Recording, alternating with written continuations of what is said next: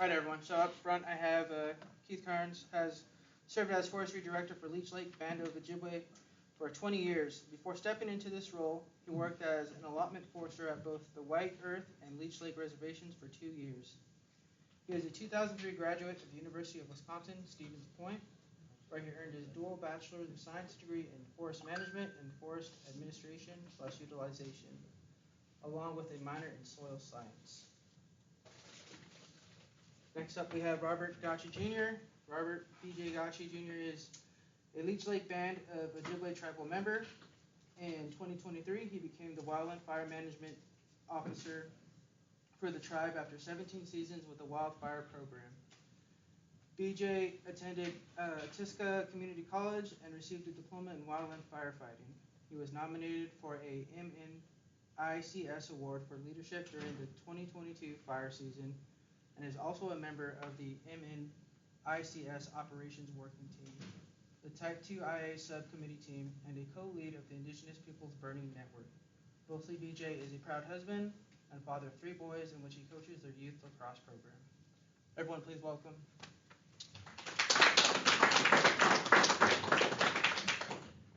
Yeah, I mean, as you can see on the slide, it's much like a lot of places. The tribe in the Chippewa National Forest, they've not always had a good relationship. The area there is referred to as a wood basket, much to the detriment of the tribe. A lot of the wood has left the reservation, and to no benefit to the Leech Lake. If you look at this, you can see the overlap of it. 90% of the reservation is within the Chippewa National Forest, or conversely, 60% of the Chippewa National Forest is inside the Leech Lake Reservation. And some of the old-time photos, if you look for them, I mean, you can find them and see what some of these old red pine stands looked like. These were, I mean, they were for us. I'm going to preface that. I mean, for us, they were big trees. They had fire scars on them, and that's somebody that's standing by one of them just for scale. And yeah, some of the fire scars and fire sign that you could see on some of these trees. These are some more fire scars. You can see that they're, fire was a definite component to it, and it was the Leech Lake people. I mean, that became the landscape. It was the work they were doing that became the landscape, So it was kind of always this circular thing, and making the place a cultural landscape, etc. One of the areas when the Europeans were coming over, one of the areas they found on the reservation here was, they found it, I guess that's not the right word probably, but the Star Island. They came across Star Island, and there was some commentary on it, that this is some of the biggest, nicest woods in Minnesota is on this island. And if you look at how it used to look versus how it looks today, I mean, it's very obvious there's an absence of fire. And the University of Minnesota, along with the Leech Lake Tribal College and the Leech Lake Division of Resource Management, they went out and they started doing some studies out there for fire dendrochronology. They were coming up with, seeing some of these things and determining when the fires happened. And they started dating them. They were finding all this information, some more severe than others, etc. And they ultimately came up with this, and I like showing this one. They've had all these fires through the years that they noticed on all these cookies, and essentially, I mean, things just dried up in 1902, which was the year that the precursor, the Minnesota Forest, which is a precursor to the Chippewa National Forest, was formed. After that, fire was bad, So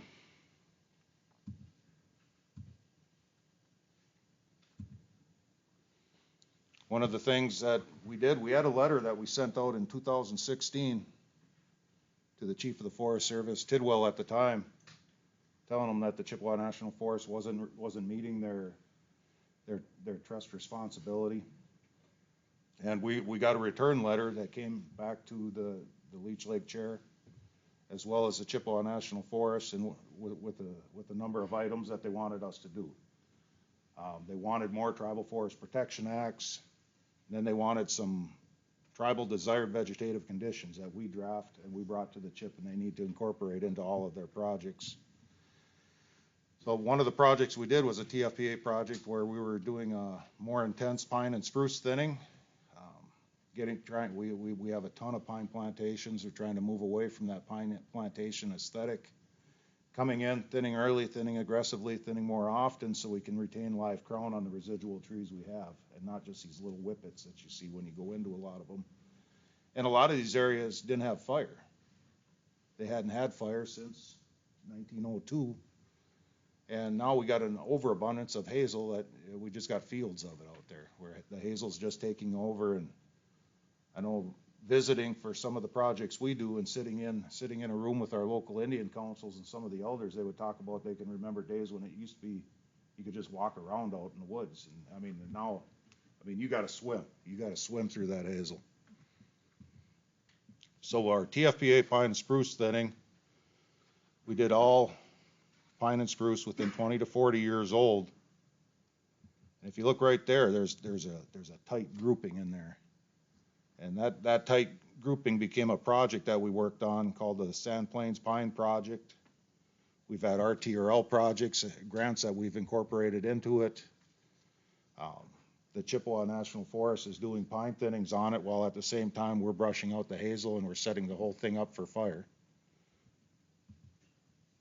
Of course, we want some blueberries back. I've been there long enough, I can remember taking some of the Forest Service staff to term when any fire they wanted to do on the reservation was identified as a blueberry burn. Whether there's blueberries there or not, well, it's on the res, so it's got to be a blueberry burn. I tell them it's not magic, if the bushes aren't there, but they can be a cultural burn. It can be a restorative burn, and there's a lot of power in a word. Having the right words for the right things is important.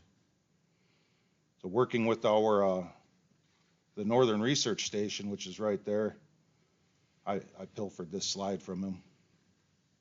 He said this is where we're at with a lot of the young forest that is inside the reservation under Forest Service ownership is in this 30 to 70 year old young forest, where it's ready for a fire. It's time to start bringing these in. So we started bringing all this idea to the Chippewa National Forest, telling them, they need to start doing these things. They need to start working towards it. And we proposed and sent them another Tribal Forest Protection Act letter for restoration of fire-dependent forest. And it was it's 150,000 plus acres. This is all Forest Service land inside the Leech Lake Reservation. And we want restored. We want to be bringing fire back to this landscape and everything. And I don't know if it gets overwhelming to them, but this was something that felt like was really important to do. And so, we started working with them, and we had 638. We had invoked 638 on a project. But we'll get to that in a little bit. This is going to be where BJ jumps in. Cool. All right. So yeah, just kind of what we got going and understanding the history through the I can never say it right. The trees, when you see the fire through the trees, understanding the areas that we have. Where we have fire-dependent forest and where they've seen fire in the history, relating back to our history for it all. We did it for a large scale. This picture here is Bog Adawaning. We call it lacrosse. That's modern day lacrosse, but this is the traditional aspect. We played that on our reservation, and it was miles long. So there was burning that was done in the forest for that game to be played. It wasn't just played on a 100-yard field like how you see it today. It was, we would do different things with it, whether it was for conflict, for trade, for medicine, just whatever, that's why they call it the medicine game. But a lot of that was, they would have fire through there, and we could play the game. Some other pictures here, some other open canopies. We got pictures of some tribal elders, ancestors, and standing by these trees here. They're not too far, from where the Star Island is. Kind of for those that were at ITC a few years back when we hosted, it was roughly almost kind of by where some of our demonstrations, our field day was. One of them lakes out there. But yeah, just kind of the history of, how things were not always great. Myself as a young kid burning with my family and understanding like traditional burning, cultural burning, but to me that was just an everyday thing, an every spring thing for me. Being a young child, burning, here, take this rake, go stay on this side of the trail, don't go on that side of the trail. If we got that side of the trail, you got bigger problems, which, why were my problems? I didn't know as a kid. So I knew better. So I would go and, but anytime, between my cousins and my uncles and my grandpa, my dad, like all my family members, as us as kids that were burning, here comes the big green truck. Run. So we would run. And that was kind of always the big thing as we were young. And yeah. But yeah, and that was kind of like you said, that taking away a fire and trying to restore fire now to some of the lands that we have and areas that we have. This is one of our pine understory burns in eastern part of the reservation of Ball Club. That's when we burnt it. A few years later, there are some of our youth picking blueberries. Some of our elders, I think, mostly our youth and their parents picking berries. We were just out on a ride, checking stuff out, and there was those family out there. I was like, hey, we burnt this. You care if we come on and take a picture? And they're like, yeah, no problem. But and then too, it's like you said, taking away fire from the reservation, from our people. Not every village of our reservation wants fire. Some of them were like we've been talking, or like I've been hearing a lot this week, is education to public, education your members, educating them again, and that's where we're at. And some areas of our reservation, they're still so used to being you can't fire is bad that they still won't let us have fire. But yet they want blueberries, they want some traditional medicines back. And hearing some of the locals there that been there, or that they would tell me, yeah, that we had fire here, but you go to our LICs, our local Indian councils, and they tell us, no, we don't want fire. Fire's bad, fire's this, and it's like, but then you have other villages like this in Ball Club, where I'm from, that's based off of our elders. Our elders say, hey, we need to burn that again. There's no more berries, the berries ain't coming up anymore. All right, sounds good, we'll burn. We got a thin end in it right now.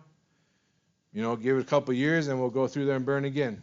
So yeah, that's the contract between our ends of the reservation from different ends. So I think you're back up. Okay. So yeah, I'm sure a lot of you have heard or are aware in the 2018 Farm Bill. There was a caveat in there to incorporate, to use a TFPA project, an accepted project, and that you could enter into 638 with USDA. So we wanted to try one of those. So in 2021, we entered into one, and remember what I got here. Yeah, so it can only be a TFPA project, and you got to follow the rules. But So the first project, we ended up going back into our very first TFPA project. It was a small pine spruce thinning. It was one that we kind of cut our teeth on. It was a total of 48 acres. And you can see the maps here. I think that's from old ARC 3.2 maybe. And that was the project we did. And this is how it looked before we started doing anything in there. It was really thick. It was just choked out. And this is a picture from a few years ago, but you can see, it looks better. These trees they're still young enough. They're going to retain. They're going to grow more live crown on them. We've brushed it numerous times. And we've been able to go back in there and brush it a little bit more. Because we started using the Reserve Treaty Rights Lands grant to brush out the hazel to try to start decreasing the overabundant hazel we have because of an absence of fire. And some of this, these are excerpts right out of the RTRL grant from the Department of Interior to enhance the health and resiliency and moving tribal priority landscapes to desired future conditions and long-term ecologic resistance to wildland fire. It's verbatim what we're trying to do. It is exactly what we're trying to do. And in 23, we submitted for a second RTRL grant. They're good for 5 years at a crack, and this work went over really good. So we picked another spot. We have 3 main fire-dependent spots on the reservation, and now we've moved into the second one to start doing work in there. But our original 638 contract authority, when we came in and thinned again to try to get away from this pine plantation aesthetic, we were just looking, was there an oak that snuck through? Was there anything that snuck through? Well, then cut some red pine from out around that. We want to start favoring the diversity. A lot of these areas are, that's just rows and rows and rows of red pine. So we're trying to do that. And the last thing we really got to do with our project is the burn. The burn hasn't occurred yet. We have to get it done this year, which we're going to do. We've been able to enter into a second 638, and that's kind of our go big or go home. It follows the big TFPA project, the big fire restoration one. And if I was the one that proposed the project, it's BJ's vision and heart that keeps this project going. So I'm going to have him talk about what our fire capacity project has turned into and where we hope to take it. Yeah. So kind of going back to our first project, those maps, those 638 contracts, the 48 acres of that pine stand that you've seen the pictures of, you wonder, like you've seen the other slide that, ends, why haven't we burnt it yet? Obviously, you start looking at a timeline, 2022, you start thinking, that seems like a long time to set up a burn. But for us, an understanding, like, we're doing the burn plan, that is what the tribe want, but it's on Forest Service lands within the reservation boundaries. So under that context, we agreed that we're going to do that burn plan under the Forest Service prescription and how they do their burn plan, right? So initially we started doing that process. I started making this burn plan from scratch, all this and that. And then, 2023, that fire that got lost in New Mexico, where they had to prescribe burn loss, and then there was a halt to burning.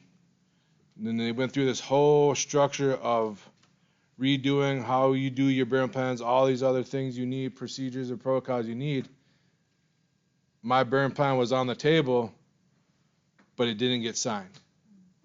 So I had to go redo this under their new template again.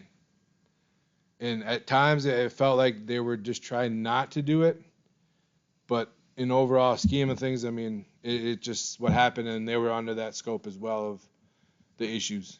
So they got the whole new burn plan template. We start running through it, working together, getting it done. We had their AAs sign it, had them in, and now you have to redo theirs since it's a Forest Service burn plan. But the tribe, we have the authority to go ahead and burn it. If they say, hey, today's a good day to burn that, and they say, oh, we don't have enough people to do that, all right, the tribe will bring people in and we'll do it.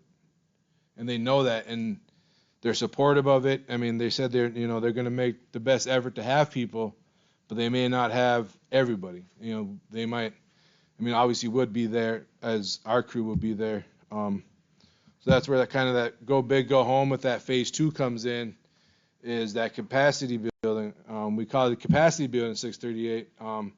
For that gives us 8 new firefighters, 1 admin director, an admin assistant, updated our CWPP, our community wildfire protection plan updates, got us some new equipment, a couple new engines.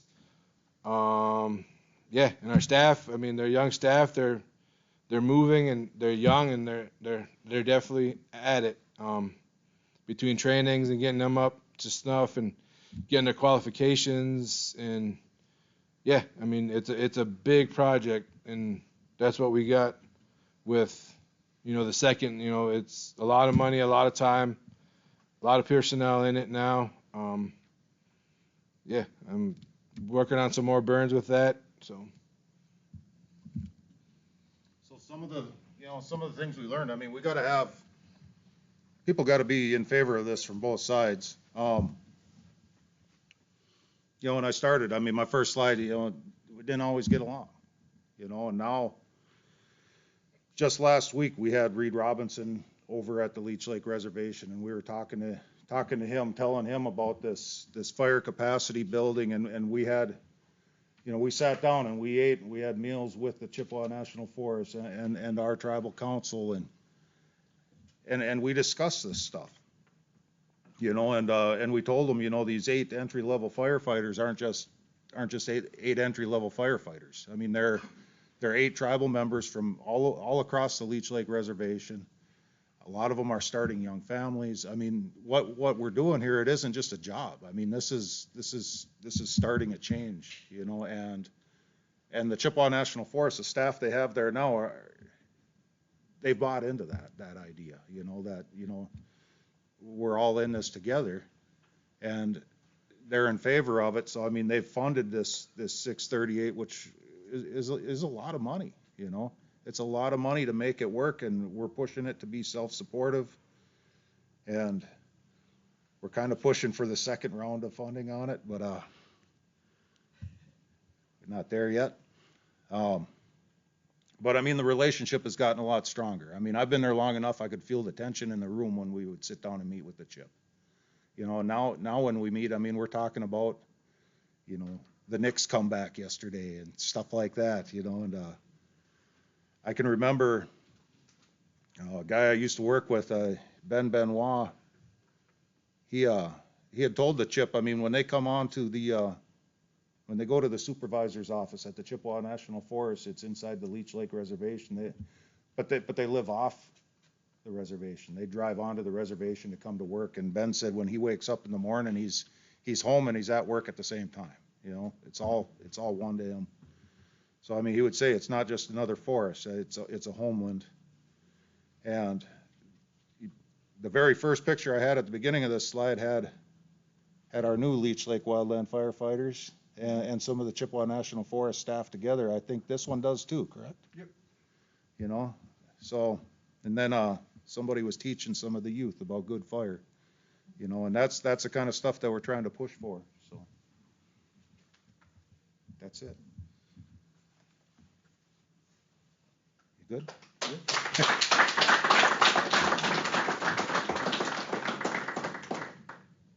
We have 5 minutes for questions. 5 minutes for questions. Just out of curiosity, if you're going from overstocked red pine plantation, how do you target future canopy structure to create like that woodland, aspect that you're looking for in the future? we're just thinning. I mean, we're looking a lot at variable density, you know, I mean, so some areas are gonna get opened up, and some of those opened up areas, you know, I've heard a lot of talk again over the years. I mean, the fruiting shrubs are missing, you know, so there's a component in there that's gonna have to go. And some of it, you know, we're gonna thin. We're just gonna thin, we're gonna come back, we're gonna thin some more. We're gonna assume the bark's gonna be good to go. Where did Augusta go? She had mentioned the Indigenous Peoples Burning Network. I talked with Mary Huffman out there, and when we do start putting fire out there, I mean, if we've done a lot of good things, but we've done one thing wrong and we lose all of those trees, Mary said, so what? I mean, it's a small spot. If life gives you lemons, you make lemonade. You know, so we're gonna let it kind of form itself. I mean, we're gonna do a little bit of the upfront work, and then when we start running the fire through there, we're just gonna let that area take care of itself, so. See, a lot of your, the beginning was about blueberries. What's your ideal canopy coverage that you're shooting for blueberries? I don't know if I got an ideal for it. In my mind, I mean, the thing that I've always been told they need is disturbance. You know, I mean, I've seen it. I worked a small stint in the UP where they weren't burning, but the bears would come through and they would just rake these things, you know, and so the blueberries just keep right on coming. So, I mean, as long as they're being disturbed, if we get into a regime where we're running fire, I think they're going to take care of themselves, whether it's in a little bit thicker area or if it's in a wide open area. That's what I think. Yeah, I was just wondering about your burn plan and writing that, if you're able to incorporate any cultural aspects in that, or if you're pushing boundaries within that burn plan, or if you're just trying to like get the burn done. This first one, it was just to get the burn done. Okay. Kind of some of the restored lands we got in a different area, part of the reservation now was once a Forest Service burn plan and burned, and like been a part of that same burn, but they turned over that land, and it's a good pine stand still for blueberries and other stuff, medicine, and it's close to one of our lakes where they have cultural camp sometimes. And like now that with us getting that, we're looking at trying to continue burning that, but having that be more of a cultural burn. And yeah. So. And so that land isn't Forest Service land, though? No, not anymore. But it was. I mean, they just turned it over. We used to burn it under the Forest Service, but now it's tribal land, so. I think that identifies maybe a challenge, right, about incorporating cultural resource benefit objectives into contemporary burn plan writing. Oh, for sure it does. So, I don't know if we need to capture that somehow, right? Definitely. And I think that, looking forward or looking about moving forward into the new wildland fire system, right, there's gonna be some adjustments maybe. Mm-hmm. I think people are starting to come around, though. I mean, there's some that are wanting to, you know. Hopefully we captured that somehow, right? That's it. I just want to say thank you for the pictures, because I think the before or the during the fire and the after of people picking the berries, really powerful storytelling, and I encourage you or others to do more of that, because that translates to people to see the good fire effect. I thank you for telling him to do more storytelling. I tell him that all the time. Have you had any issues with turnover with Forest Service line officials? Oh my God. That feels like a lobbed question. Yeah, I mean, it's Ben Benoit, this guy. He checked back on it. He went back quite a long ways, and they found out like every ranger, there's 3 rangers on the Chippewa National Forest. The average time span that a ranger stays there is 3 years. And the supervisors is either 2 or 4. And you know, by then, I mean, I've been there long enough to see a lot of these go through, and right about the time they're starting to, that switch is starting to go, and they're like, wait a minute, I think boom, they're gone. So then you get a new guy in, and they're going to teach us how to do all this good Forest Service work, and you know, but it's getting better now, and our last supervisor, she turned a corner for them, and then and she moved up back to Ottawa. She moved home, and the guy we got now, the people that they employ now, it's almost like it's a prerequisite. It feels like it, as they come in, and it isn't like when they come in that they're told you're now an employee of the Chippewa National Forest. It's like they're told that you're an employee of that as well as the Leech Lake. You will be working with them.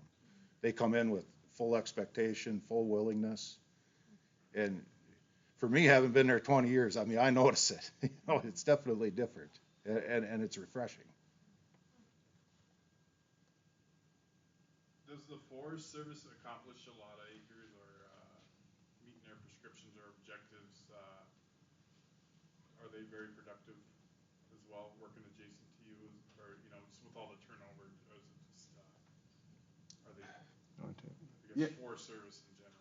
Yeah, like the fire staff with their big cuts. I mean, that's kind of that for for us to have that staff, our young guys come in and operating equipment or being on the burns for them. I mean, they burnt a lot of acres this year, more than usual, and that was definitely from us having the staff to be able to help, send them to the burn as well, to meet the prescription of personnel on that fire, and then still having enough personnel to still be available for IA on the forest, on the reservation, and then still sending guys to help out the other tribes. So it's definitely been helpful. And we were on, usually in the past, the tribe and our employees were only allowed to burn with them, or they would only let us come burn with them on the reservation. But within the last couple of years now, we've been burning with them off the reservation as well, near, whether it's on or off, like they ask us to come and we come and we help support. And do you have any type of agreements that allows you to cross boundaries? Because I know in Northeast Washington we have, I guess there's barriers with us going, because they're just north of us, the Cobble National Forest. I'm from the Cobble Agency. Yeah. And they typically come into prescription after us. Generally, we're done with our high elevation burning, and they're coming in prescription, but we can't go up and assist, and they can't come down and assist us. I just don't know if it's a Washington thing or there's some type of master agreement that has to be in place, but I feel like we're planning like capacity burns as for our agency, where if we had a lot more assistance from the state Forest Service, we would, I don't know, we could do more landscape type burning. We're trying to go toward landscape type burning ourselves, but just our capacity, it's just tough to implement those type of burns by ourselves without having agreements in place. Yeah, there's definitely agreements. We have some agreements in place. Another one that we help with, or they help within all that, is the Nature Conservancy. We got pretty robust Nature Conservancy that, they have an agreement with just us, the BIA, and or just the Forest Service. So we're kind of moving around quite a bit. So does the RTRL, does that help the two groups come together, just with the RTRL and the planning that goes into that? I guess. I think it shows commitment by Leech Lake. There's doors, there's opportunities that the CHIP has and they can do, and there's doors and opportunities that we have and we can do, and we're using everything we have, to try to open up as many doors as possible and work together. So I mean, the RTRL is something we can bring to the table to do good work. I know, like the brushing we do with that. I mean, it's the bulk of the brushing. It's 90% of the brushing that the Chippewa claims at the end of the year. They've told me they feel bad about that, but I mean, if it brings funding down to allow us to do good things, I don't care. I mean, the people that I know that need to know that who's doing that work, they know already. So. But all told, they're doing pretty good. Early on, there was, they wanted to contract, like, 'cause we give them initial attack responsibilities, and then they wanted to sign on one of our engines to work for them during the initial attack season. And BJ, oh, no, I mean, we don't want to do that. You know, we don't work for you. We just want to work on the reservation. You know, so that's what they're doing now. They're there, and they tell the Forest Service, this is where we're working today. So if something's wrong there, we're ready. You just give us a call. You know, but that whole working one working for the other, I mean, that's bothersome. You know, I mean, that's I don't think that's the spirit of what this is supposed to be. So.